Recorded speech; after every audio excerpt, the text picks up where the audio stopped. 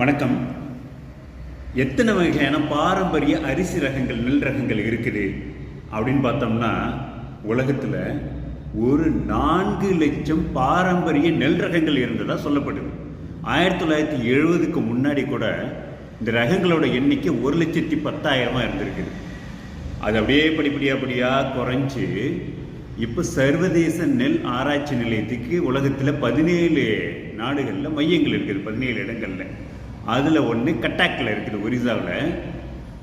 இதில் இப்போது 17,000 நெல் ரகங்கள் பாதுகாக்கப்பட்டு வருது. -20 டிகிரி செல்சியஸில் பாதுகாக்கப்படுது. இதனால் நீண்ட நாளைக்கு அந்த முளைப்பு திறனை நீட்டிக்க முடியும். அதுக்காக அப்படி பாதுகாக்கப்பட்டு வருது. ஆனால் சாகுபடியில் இருக்கக்கூடிய இது உலகம் முழுக்கவே எவ்வளவு இருக்கும் அப்படின்னு சொல்கிறாங்கன்னா, ஒரு 6,000 நெல் ரகங்கள் மட்டும்தான் சாகுபடியில் இருக்கும். அதில் பரவலாக சாகுபடி செய்யப்படுறது அப்படின்னு பார்த்தோம்னா அது ஒரு 100க்குள்ளே அடங்கிடுது. ஒவ்வொரு நெல் ரகத்துக்கும் ஒவ்வொரு தனித்தன்மை இருக்குது. ஒவ்வொரு நெல் ரகமும் ஒவ்வொரு சூழலுக்கு ஏற்ற தன்மையில் இருக்குது. வறட்சியை தாங்கக்கூடிய நெல் ரகங்கள் இருக்குது, வெள்ளத்தை தாங்கக்கூடிய நெல் ரகங்கள் இருக்குது, உப்புத்தன்மையை தாங்கக்கூடிய நெல் ரகங்கள் இருக்குது. இப்படி ஒவ்வொன்றுக்கும் ஒவ்வொரு தன்மை இருக்குது.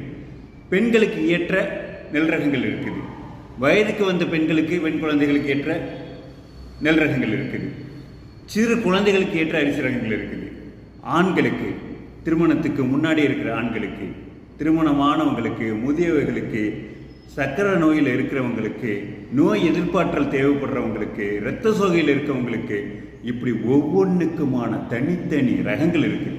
இந்த ரகங்கள் இன்றைக்கி எல்லாமே நீக்கப்பட்டு சாகுபடியிலேருந்து முழுக்க இன்னைக்கு கலப்பின பயிர் ரகங்கள் மட்டுமே பெருவாரியான சாகுபடி பரப்பை ஆக்கிரமிச்சிருக்குது. மிக சொற்பமாக, மிக அரிதாக மட்டும் அங்கேயும் இங்கேயுமா இந்த பாரம்பரிய நெல் ரகங்கள் சாகுபடி செய்யப்படுது. பாரம்பரிய நெல் ரகங்களில் இருக்கிற ஊட்டம் இந்த கலப்பின பயிர் ரகங்களில், நெல் ரகங்களில் கிடையாது. இதை நம்ம தொடர்ந்து பேசுவோம். நன்றி.